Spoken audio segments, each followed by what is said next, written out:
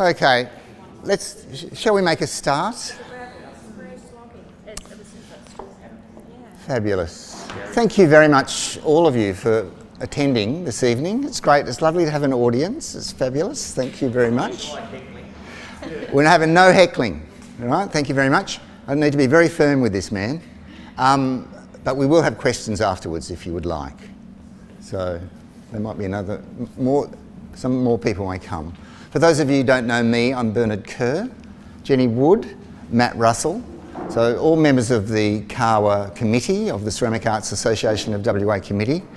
And we've just been to India. So this talk's going to be about the Indian Triennale that we attended, which was a fabulous experience, apart from the mutton biryani that I ate, which was debilitating, but we won't go into that. That's all I'll mention about the mutton biryani. It was in end of January. It was fantastic. And that was the group that actually went. So there were two people who are not here tonight, Janet Hummerston and Kat Rogers, who is like our travel agent. And so there were 5 of us. And we were very blessed because we put in a grant to Creative Australia and we actually got the grant to go. It was absolutely fantastic. It was one of those events that, you know, the email arrived and it was kind of, oh my God, we actually got money from the government. It was fantastic. It was really good. So that allowed 5 of us to go and I think the reason that we got the grant is because of the fact that there's going to be a ceramic Trienalle or a ceramic conference here in Perth next year. And we'd already made connections with the Indian people who were running the Indian Triennale. And that connection between Australia and India, I think, is politically quite powerful. And so that was our feeling. Do you want to say anything more about why we got our grant? Or? No, I think it was really good. It was kind of last minute. Like we applied for it and then the kind of notice came through towards December, which was very interesting to book everything and get ready for January. But yeah, it was really good. Anyway, the point being, don't be afraid to apply for grants, okay? Because it was fantastic. So there we go. And, you know, it's kind of really interesting to go to a space and a place. There's just over almost 4 million people live in Western Australia. There's almost 4 billion people that live in India. That's really kind of different and interesting. And that what they can do in their context is very different to our context. And of course, because Perth's so isolated. So, the space that when we first arrived was a brand new building. It was so new that they were still putting glass, apparently the day before, into the space. But a beautiful 4-storey art gallery. I think there were 4 different art galleries constructed throughout India by a philanthropist. And so, very wealthy individual. I met the architect. Did you meet Just the architect. Yeah, just the architect. The fellow who was the philanthropist was very retiring and shy, but it was a really beautiful, purpose-built building. Interestingly enough, in like an industrial estate. So it was like having a beautiful, great big art gallery in the middle of Welshpool. But that was India. It was just really different. Obviously, the space was available. And this is the opening ceremony. Anjani Khanna is the lady in the sari.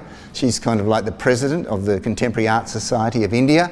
And the rest of the people standing there were all the curators. So they had 4 or 5 curators, Indian curators, and they were the people who selected who would be in the exhibition as part of the event. Just to put it into some type of context, it was a 5-day event that we attended, but it had been happening a month beforehand, so they'd had workshops and they'd had exhibitions, and then a series of exhibitions that were going to run for 3 months, and then every 2 weeks or so there's been something else happening. So it concludes, I think, in about a month's time. So it was quite a long event that had this concentrated period in the centre part of it that we got to attend. And just to give you an idea about these types of events, I gave a talk at the conference and it was about triennales and conferences and things to do with ceramics. So just doing some research, these are just for 2024 that are happening internationally. So the idea that across the planet there are all of these different ceramic events occurring.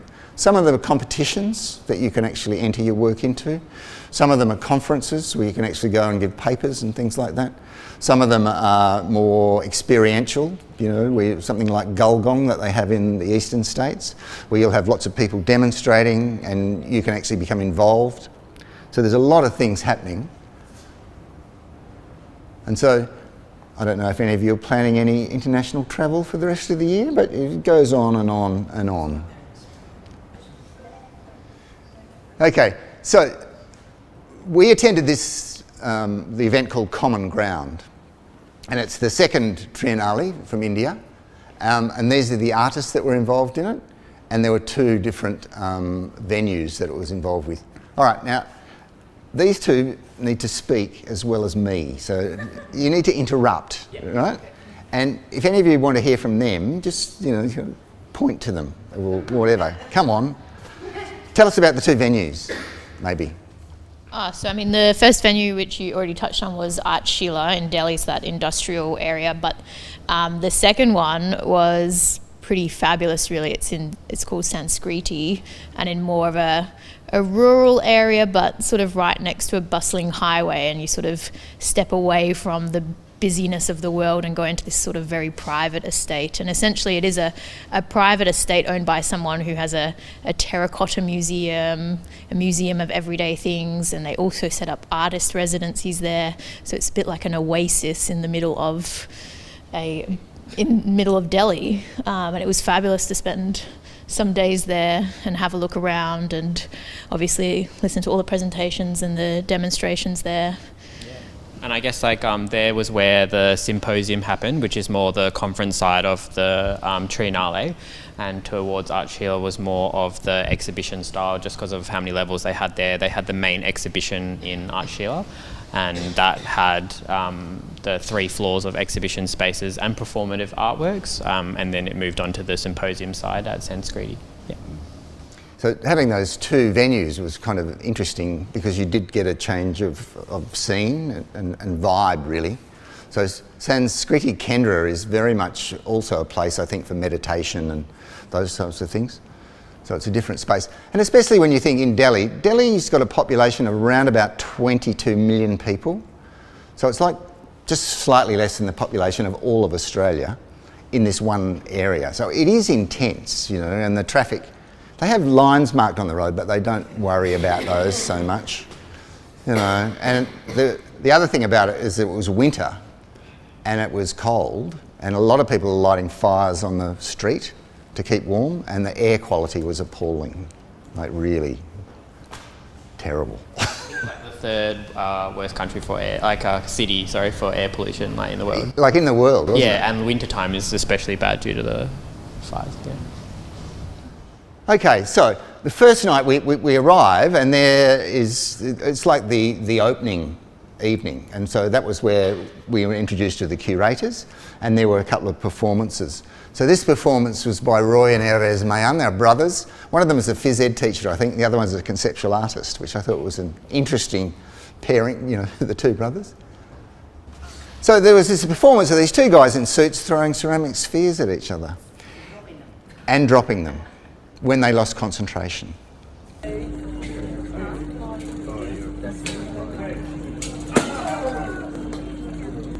That noise at the end is all the ceramicists in the room freaking out because they've seen ceramics drop. Yeah. There is something about smashing ceramics that is kind of slightly unnerving, I must say. I guess the point being is that the field of ceramics is very broad. Yeah. So a lot of us are involved in making functional items or sculptural items, but things like performance and whatever, specifically around ceramics, it is in a different context. It's quite interesting. And this is the other performance. This was on the next morning. Now, there's a very handsome man at the back there that was particularly chosen by this young lady out of the audience from right at the back. It was called Reflections on Transcorporeal Feminism. Julie, I thought you'd love that name. And the whole thing was about this idea that, you know, transcorporeal, beyond the body. It was kind of like feminism is everywhere. And the idea is that the world is a mothering place and we need to nurture it and look after it as the tenets of feminism. And she actually was crying. It was very intense actually to watch. So it was another performance, tears streaming down her face. And I think she saw you, Matt, and she brightened up and then got out the flowers. And then people had to go and make a feminine effigy, like a goddess. See the one in the back there? So they'd made lots of goddesses, some of them using laser printers and some of them handmade and some of them whatever. But it was all about this idea of worshipping the earth and worshipping the feminine and worshipping the nurturing feminine aspects of life. You got any more to say about that, Matt? What was it like being involved? I mean, it's very interesting. I particularly don't enjoy participatory events, but so to be picked out was quite nerve-wracking, but it was really good. A good aspect of it as well was that she went downstairs afterwards and everyone followed to do a presentation, and that really helped to get the understanding from it. It's a bit difficult for me while participating to kind of view the show, but yeah, it was really good to see the presentation after where she kind of went more into depth about the context of it. What did you have to do? I had to make one of those like bodies, yeah. So just got given a bit of clay. It was all very quiet and like it was interesting because it wasn't really no words, no spoken word or anything, just all very quiet, and even just grab out of the crowd and just given a bit of clay and kind of could have done anything really, but it was more follow monkey see monkey do. So yeah. She didn't tell people to make a... No. It was no spoken word. It was just implied by all the stuff there. She kind of made one initially, and then I think that was the intention. Yeah. But yeah. All right. There's a lot of stuff here, so we're going to go through it much more quickly, but we thought the bit about the performance is kind of interesting. I gave a speech too about the conference coming here that hopefully all of you will attend, because it's going to be the biggest thing since sliced bread. It's going to be at Fremantle Arts Centre. So I actually gave a speech about Triennales and conferences, but specifically about the one we're holding at Fremantle. And basically it was a bit of a travelogue, really, wasn't it? It was a bit of a kind of like, Fremantle's fantastic, come to Fremantle. If you haven't been, it's a lot better than the Eastern Seaboard, that type of stuff. And then there was a panel discussion that we had.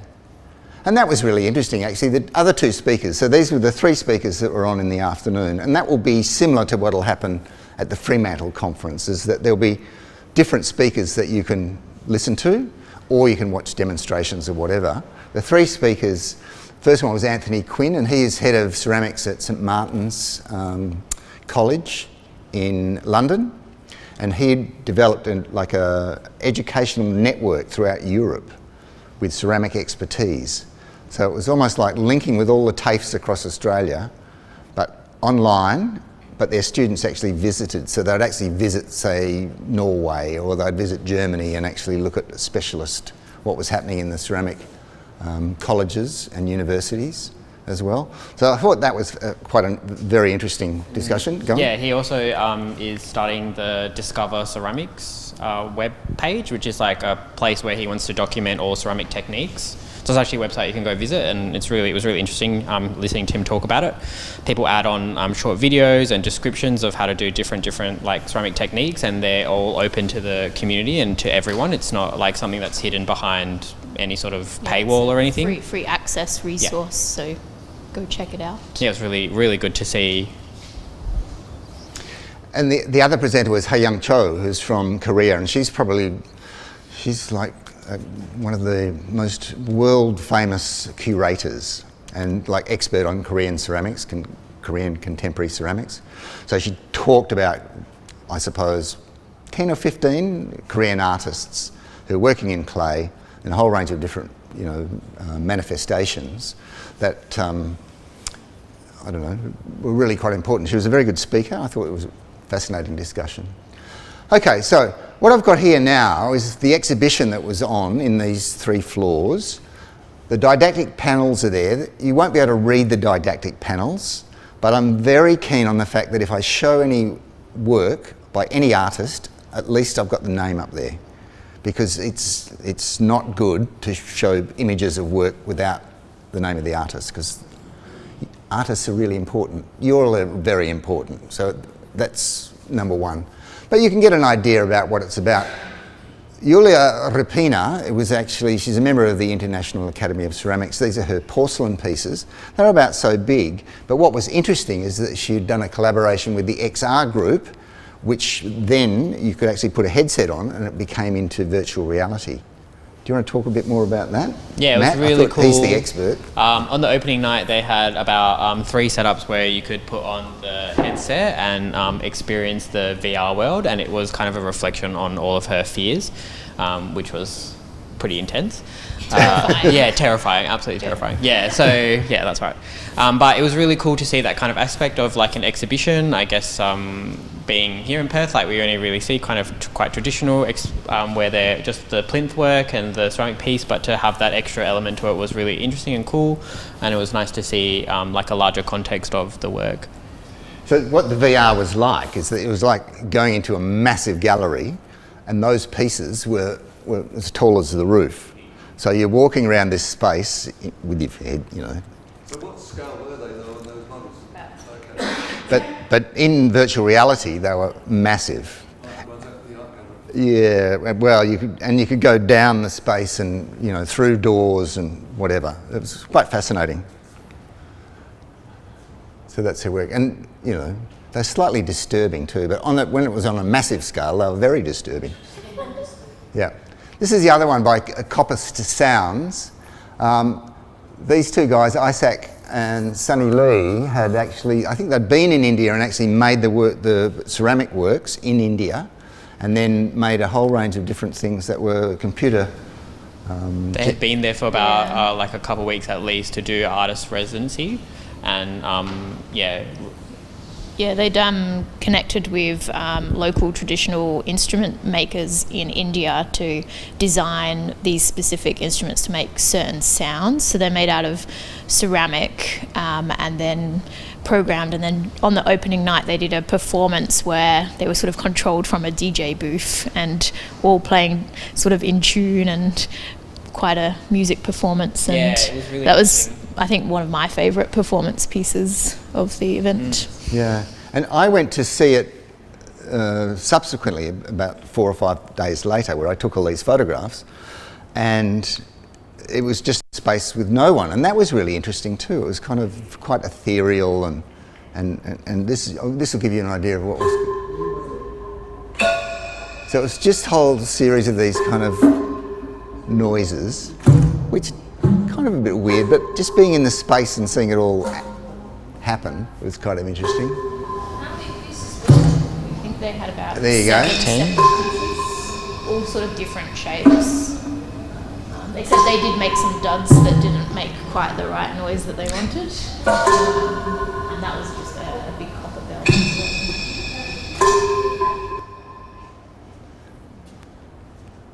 Anyway, ceramics are not as we know it. Yep, so that's the space. Okay, slip cast porcelain. So this great big, quite massive assemblage. It was like a light fitting, beautifully cast. This is made from tiny little terracotta bricks, about so big. Yeah, and the great thing was, it moves.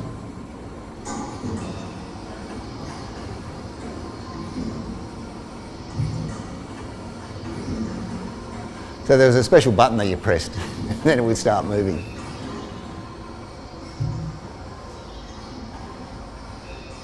I think that one's going to start moving in a minute. So they're really quite clever. But you're getting a flavour for the fact that this Trienalle, there weren't many pots, you know? It was kind of very experimental in terms of, and sculptural. This is by Heidi Mackenzie, who's from the United States but is of Indian heritage, and her family actually moved to the Caribbean, and she had a whole series of decals onto porcelain tiles about that whole experience of the Indian diaspora. There was traditional work as well. So these are all the Kumbar potters. You notice their names are all Kumbar. using traditional manganese and iron decoration on hand-built terracotta pots, which are rather beautiful. Eliza, I think, she's from Canada.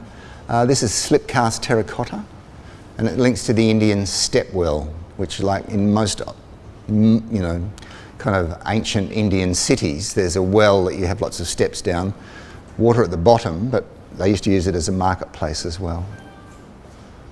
But remarkable in terms of its skill in slip casting. I think it was 3D. 3D printed. Some of it's I think the one next to the one in the picture was slip casted, but I think that particular work there is. Right. Yeah. That might be the slip cast one then, is it? Anyway. You reckon it's all 3D printed?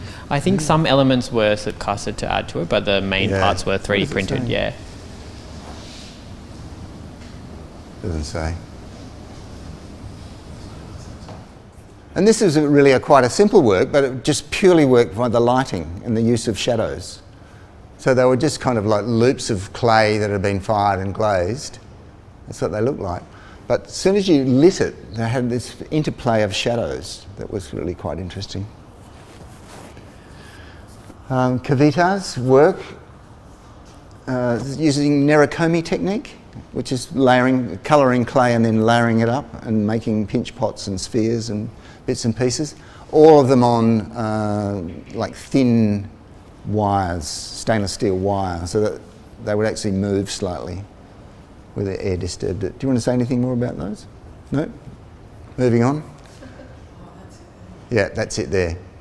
But the fabric was part of it as well, and I think they were natural dyes, but linked to the environment. That's a close-up. I mean, incredible, the diversity. Like, I couldn't see two that were the same. It was remarkable. I think she's given a workshop. This is probably my favourite piece in the entire show, I think. Prithviraj Mali. So it was about homes and homelessness, and they were all like architectural features, all made out of terracotta, and put onto a very large metal mesh. You know that metal stuff that's got holes in it? Formed into a rectangular shape. There it is, this big. Quite massive. And all of those different units were attached to the outside of it, and different clay bodies and fired to different temperatures.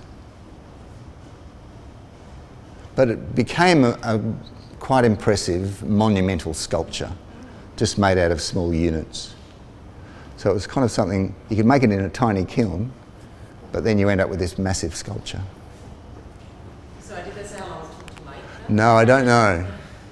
Did you find out anything about it? I didn't meet... I think lots of people contributed the smaller pieces as well, because I was there. Janet's got a teaching background, and we were saying it'd be a very nice project to do with, say, a class or in a community where everyone gets to contribute to a bigger piece. Yeah.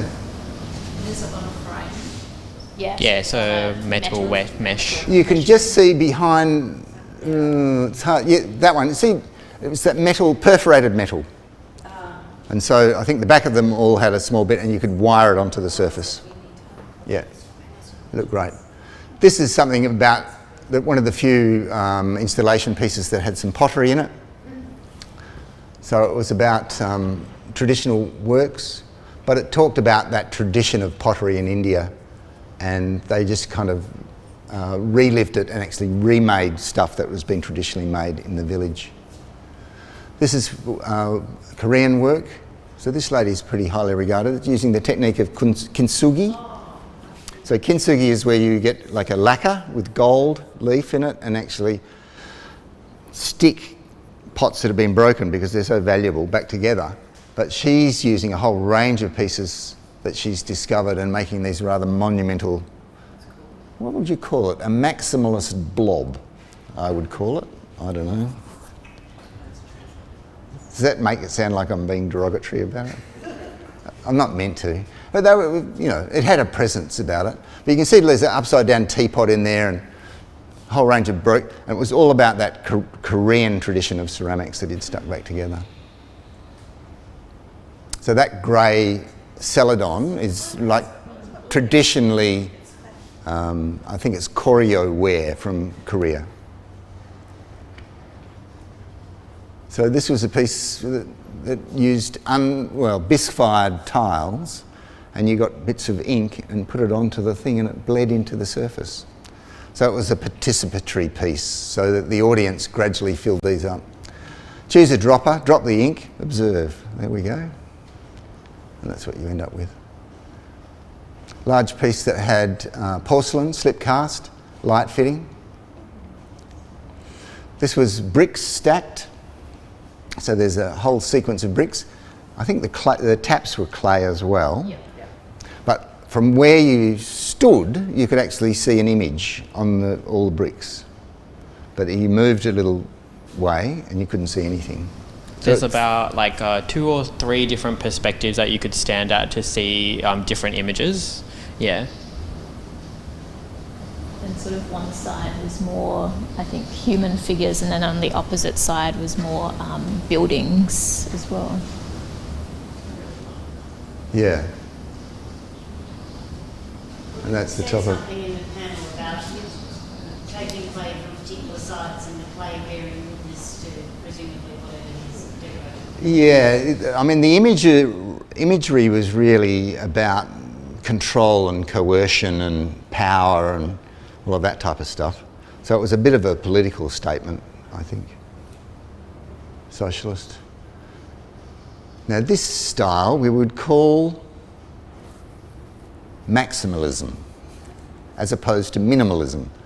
Yeah? Well, I'd call it that anyway. So these are these really large sculptures that are becoming and using lots of different colours. Yeah, it's about so big, I suppose. Was she on about coral bleaching? Yeah. Nice, colourful, vibrant. And then Yeah, shells, sea sponges, tubular mushrooms, organic matter, the biosphere. Yeah.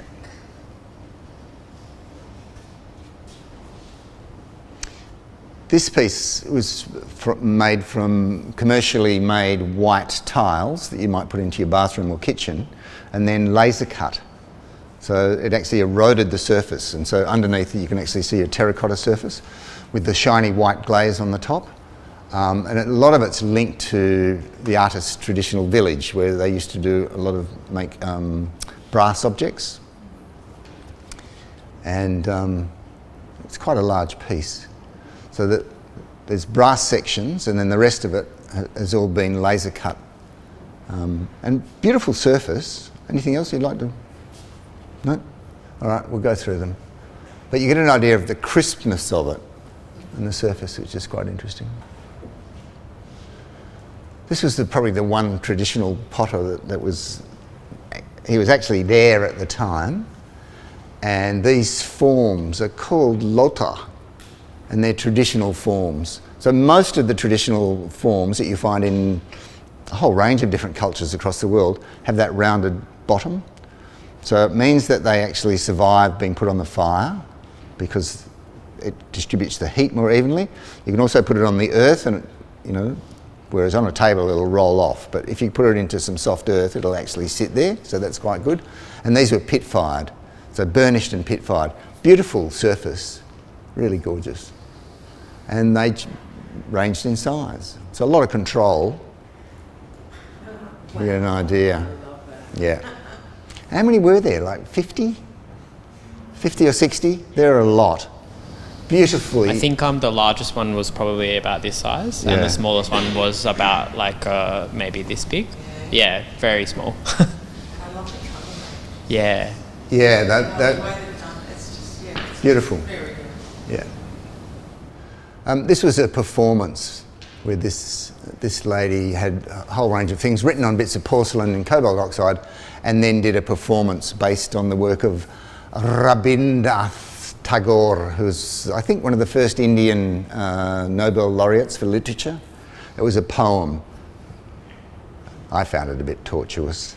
Did you observe it? Yeah, she sort of handed out the different tiles to different people in the crowd, and then they sort of went around and each spoke what was on their tile in a certain order, which got a bit out of hand a little bit at times, and then sort of swapped the tiles around. Ceramics is performance again. And this too, I think, is probably something that takes ceramics out of its standard context. This is called smogware. It was from two artists from the Netherlands.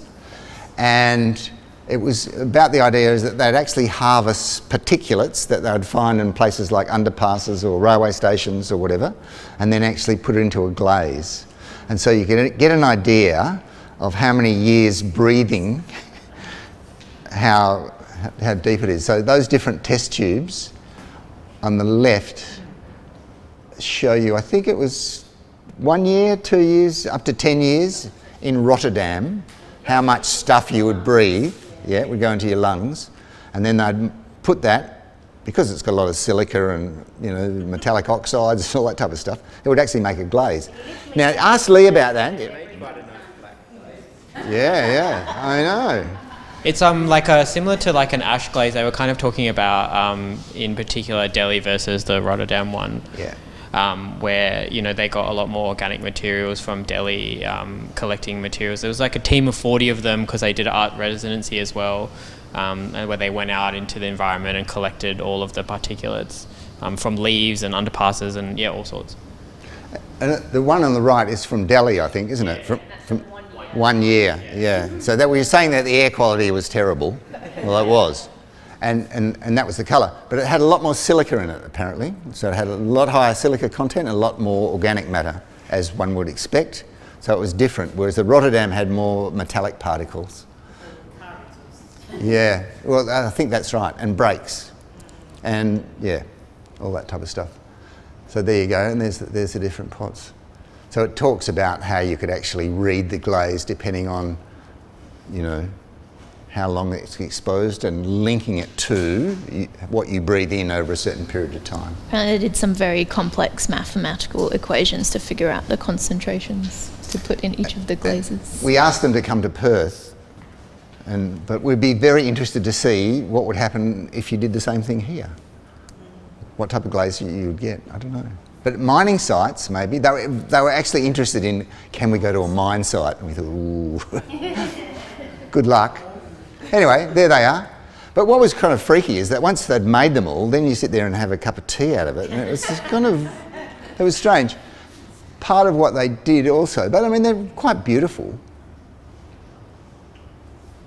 So there's the different concentrations.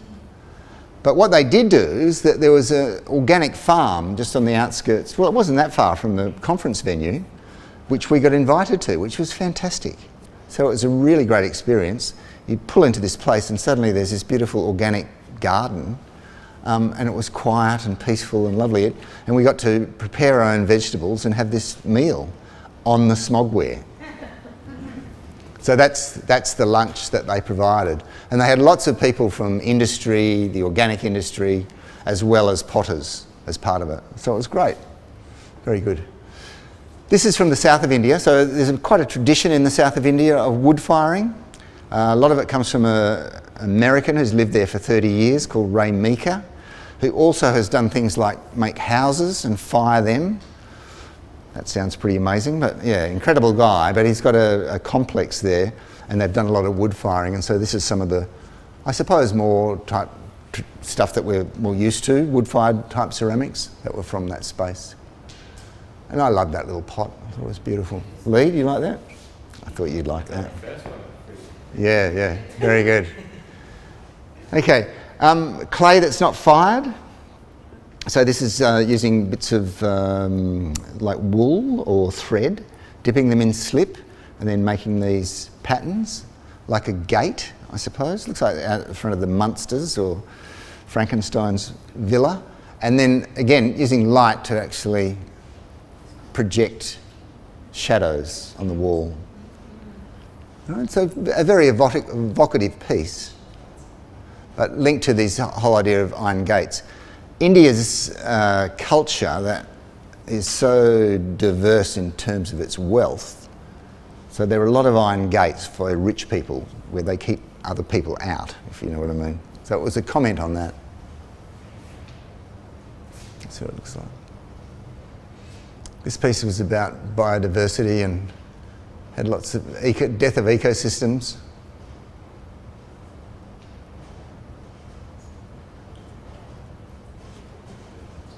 Another piece. I guess if there was one theme in the conference, it was really about the environment. So a whole range of things about issues with the environment. Another one.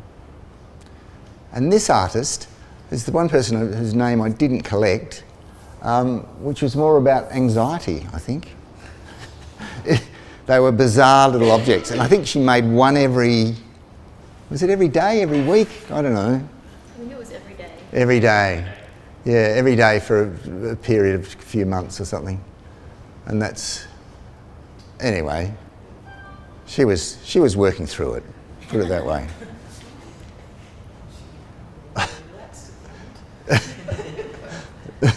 Yeah. Some of the days were shit days. The other people from Australia that were there, courtesy of Creative Australia, were the Hermannsburg potters. So that was pretty cool. So I think there were 3 Indigenous artists, and there were 5 people that worked in Indigenous arts in the Northern Territory that were there, and that's some of their work.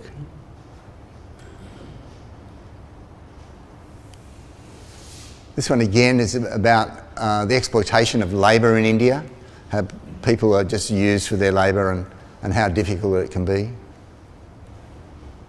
So installation piece using terracotta. More abstract, I suppose, sculptural pieces using metal and ceramic as well. Ceramic. It's linked to manga and cartoons and whatever. But beautiful finishes on those pieces. And this is the piece that you saw before in the performance. And that's a close-up of the... I think Matt, that is your feminine votive figurine on the left. I think. Yeah, I think so. The sloppy wet one. The sloppy wet one. Yeah, that's the one. The sloppy wet one. Yeah, that could be it. That's right. Yeah. And the one on the right is 3D printed. Not that you'd know it, but anyway. Right on the roof section, there were 2 works. This work was about traditional ceramics in India and how it manifested in different places in India, and they brought these people together.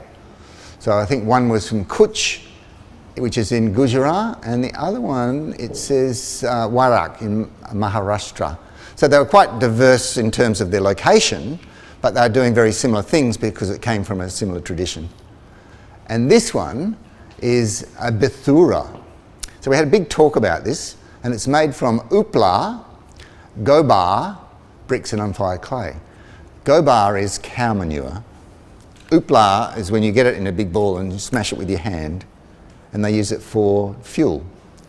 And so all of those cakes on top. So traditionally, apparently, these are storage containers using cow manure for fuel, and each village has its own patterns and designs and bits and pieces.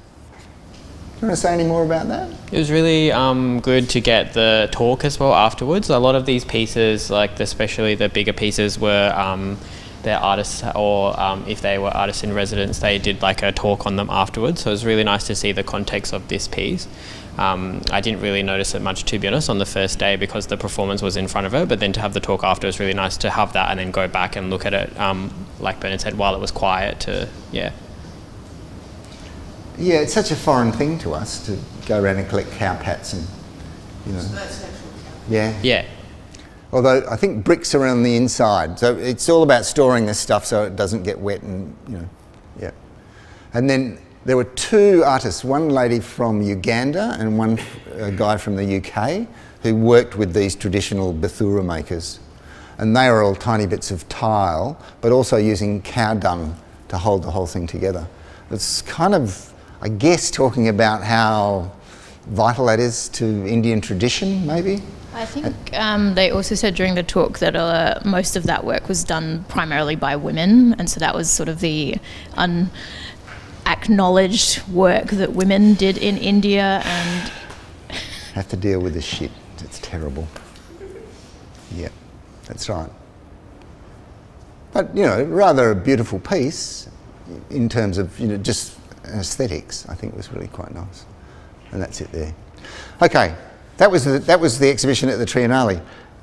There are a range of other exhibitions. We'll just whiz through these pretty quickly just to give you an idea of some of the diversity that we saw in terms of Indian ceramic practice.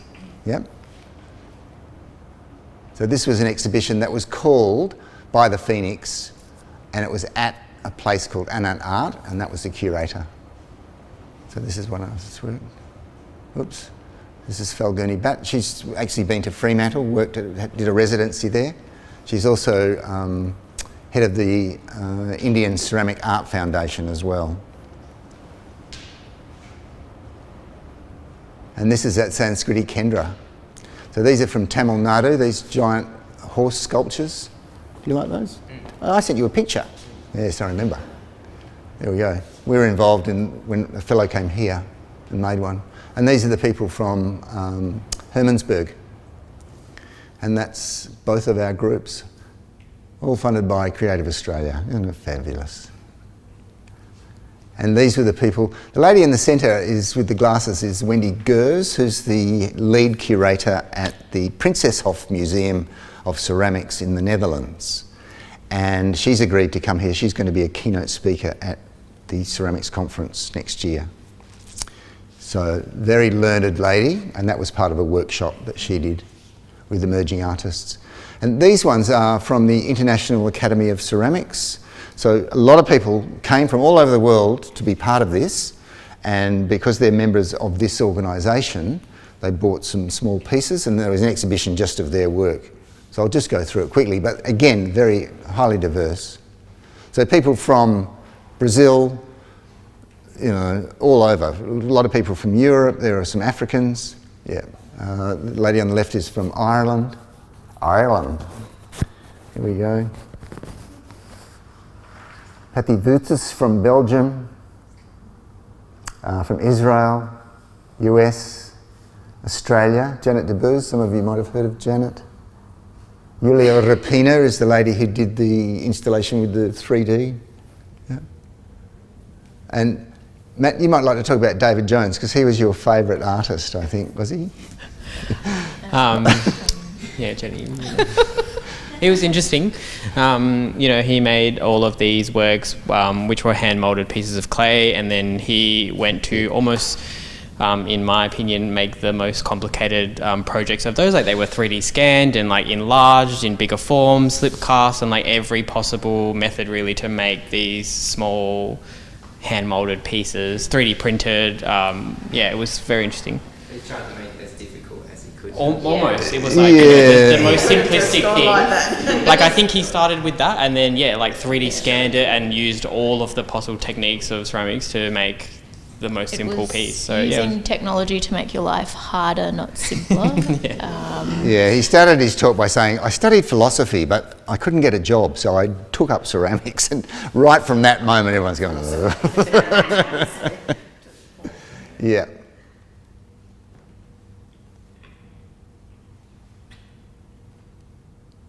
And so right at the end, they gave a presentation called a Pecha Kucha, which is, they got to show, I think it's up to 20 slides in 20 seconds.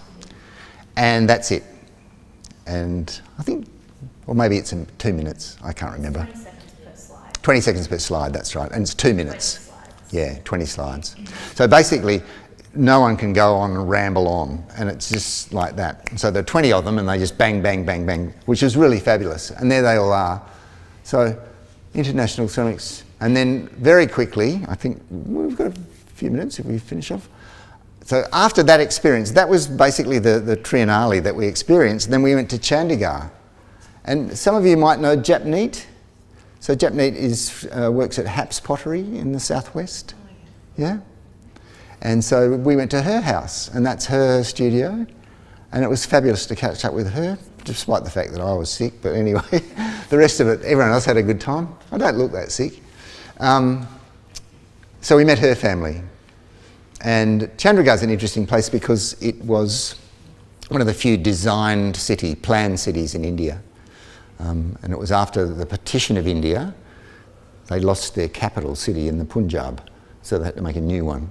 And so they got Le Corbusier, famous French architect, to design Chandigarh. So it's one of the few places that has wide streets and big modern buildings. So it's rather lovely. But one of the best bits was this rock garden fantasy that used lots of recycled ceramics. You see the kids next with the... So there was just acres. It was huge. And everywhere you went, there was recycled ceramics. So, yeah, it's got that element, Barcelona, and it's also, there's a place in France, Le Cheval, and it's kind of this obsessive compulsive thing that just went on and on and on. And they were bits from fluorescent lights, I think. And this is a large ceramic sculpture. I think we've now moved away from that, but that's at the Chandigarh Museum, ceramic sculpture. We went to Jaipur. So we thought we'd better have a picture of an elephant in here for you, to show that we actually had been to India.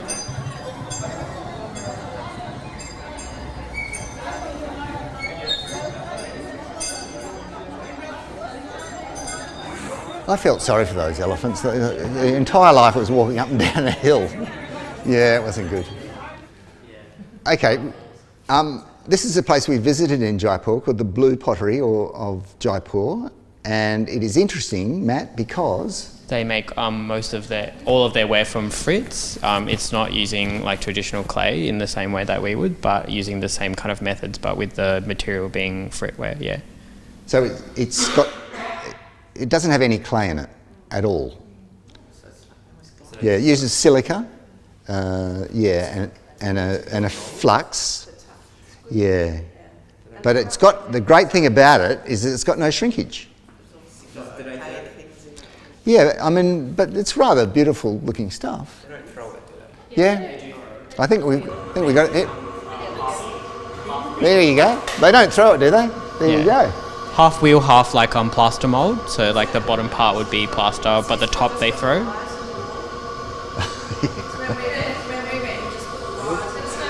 I think that's right. I think he did. That's common everywhere. Yeah. Even in Archila, it was a really nice design building, and there were everywhere there. They had the plugs on the wall, like really nicely made, and then 2 wires that just went into them. Yeah, everywhere. So did you have a feel of the clay? Yeah. So I've got the recipe for it. What does it feel like? Well, it's got no plasticity at all. It's like a, basically it's like a glaze mix almost. Yeah. They can't make it in one thing, Stages, yeah. No, yeah. No, there was some reasonably sized pieces. Yeah, they probably are. Yeah. Anyway, it was just interesting that we have a ceramic body that doesn't use any clay. So I have the recipe, if anyone in the glaze class is interested, I'll give it to you.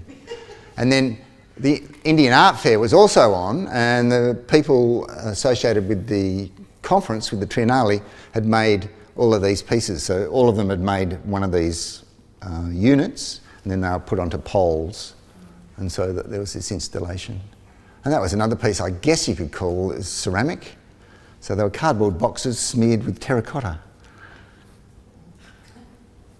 We're just trying to show you the diversity here. Yeah? It's a big installation that, and it also did rain that day, as you can see at the bottom. There's a little bit of getting wet. Yeah. Yeah, that was his fault. Maybe that was the whole idea. Maybe it was. Yes, that's right. Yeah.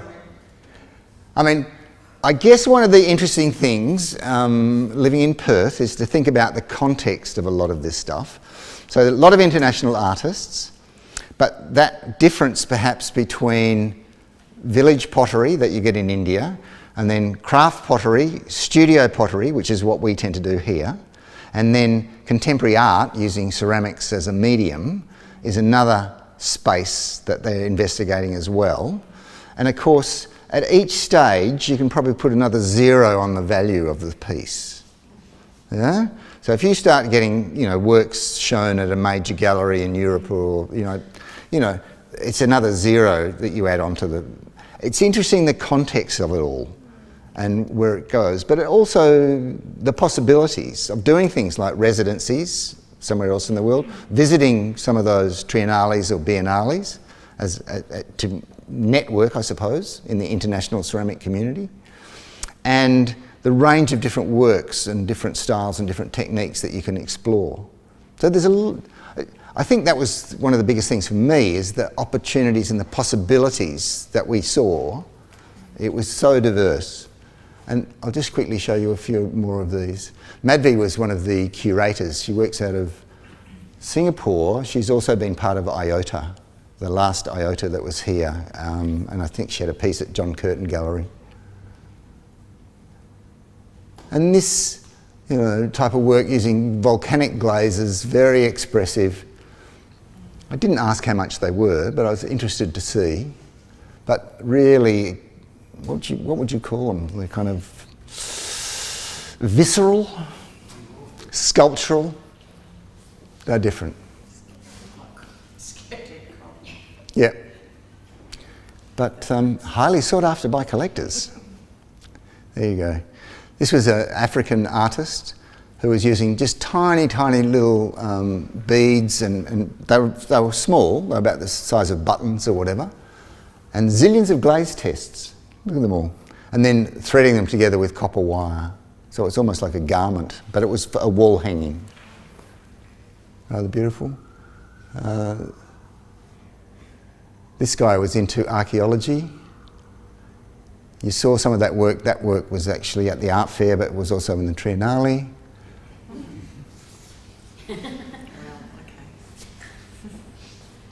I'm not saying anything about that. Well, that's true, isn't it? And it reminded, when I saw that, it reminded me a little bit of Marcel Duchamp's fountain, you know, which of course would have been, if you could find the original fountain, his urinal, that he signed Armat in 1917, it would be the most valuable piece of ceramics in the world. But it's lost. So I don't know whether this person thought that if they made a hot water bottle, it might be the same. It's interesting though, isn't it? Well, let's put it this way, it's definitely art, isn't it? Look at it. Yeah, it makes you think. There's so many associations with it. This guy's work was interesting too, I think. Terracotta, I think actually dug from site-specific places.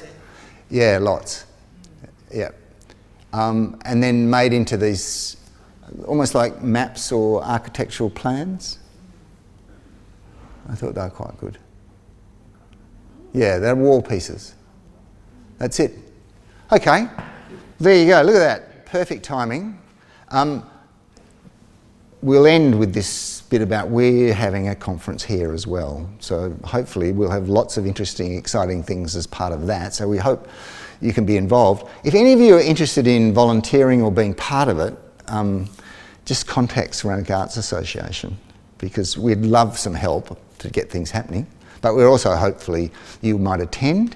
If any of you are interested in actually applying to give a paper about your work, you can actually just do what we've just done, show some slides, talk about your work, and you get an international audience to come and have a look. If you have the, you know. Just put everybody off, Bernard. Well, I hope not. There we go. What would you like to say to finish about the experience? I just thought it really, for me, it was my first sort of international trip looking at ceramics, and sort of really opened my perspective on what you can do with clay, particularly the more performative pieces, exploring different mediums. And what came through a lot for me in a lot of the exhibitions, particularly the main one, was this sort of common language that connects different cultures. So they had, whilst, you know, so the Hermannsburg potters, as well as the traditional Indian craftspeople, and that sort of language of clay that sort of spans across the world. Yeah. I would say that it was a really interesting trip. You know, it was the first time, like, you know, my first Australian ceramics was the Alice Springs ones, and it was really good to get a good national perspective. But going to a conference like the one in India was really good too, to see like an international perspective. And so I guess I don't know, personally recommend anyone to travel as much as they can to see as many ceramic things. And it was so nice to see so much ceramics, I guess, in one place. Like, you know, try to make all the ceramic exhibitions here in Perth, but it's very hard to see so much work all together at once from such a broad perspective and diverse range of work. So it was really good. Yeah. Yeah, and if I can just finish, the other thing perhaps that you can consider is getting together as a collective and actually exhibiting when Wedge is here next year in October. So it would be finding an exhibition space, putting it on, and we would promote it. We would promote it for you as part of the conference. Anything else? All right, well, let's leave it there. Thank you very much for your attention. Fantastic.